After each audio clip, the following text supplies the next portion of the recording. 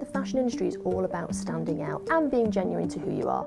I think independent fashion plays such an important role because it's not just about creativity coming through, it's about, I think with creativity you have to be able to take risks, and I think that's the brilliant thing about independent fashion designers and fashion labels is they take risks at that level, and I've always believed, particularly with creativity, that's where the brilliance comes from, so they are absolutely essential. Independent fashion, I don't think we would have a fashion industry without them. I think if you are in a position of any sort of power, you haven't got there by yourself. I always say to my team, you know, I'm probably not the most talented journalist or editor in the world, but I've had people along the way who have really helped me. They've kind of cheerleaded for me.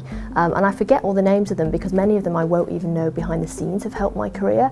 And so I kind of feel it's really my duty now to kind of pay it forward, which I know sounds like a cliche, but it's really important that I do that as well. I think the thing about networking at something like Pure, and actually any big industry event, is we all know how crazy it is on the day. So actually if you can be really strategic and a couple of weeks before figure out who is going to be there that you really need to speak to, and actually, to be completely honest, I don't think you should make it any more than a handful of people. Identify 5 to 7 people you need to talk to and you need to get in front of, and track them down, whether it's on social media, whether you can get an email, suggest a coffee, take the coffee to them, and that's the way, I think that way you can plan your day and be a strategic networker rather than pinballing all over the place.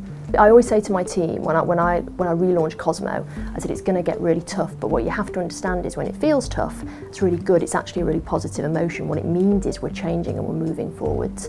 And I think not enough people realise that and feel comfortable with that, and you've got to get comfortable with it if you want to keep moving forward. I think what customers now want from the shopping experience is expertise. We are all so busy that I want somebody who I can go in, they can identify my body shape, they can tell by the outfit that I am wearing what it is that I'm going to want to buy, and they can direct me to that rail, they can talk me through the fabric, where it comes from. It's kind of a cliche, but it has to feel like a bespoke experience, and that only works from having incredible customer service.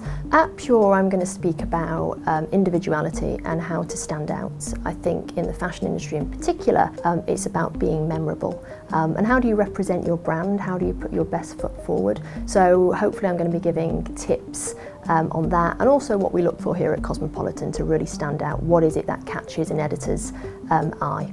If you are a retail store, you can reach out, and it's a human connection, isn't it? You know, that's one of the things you have over the internet.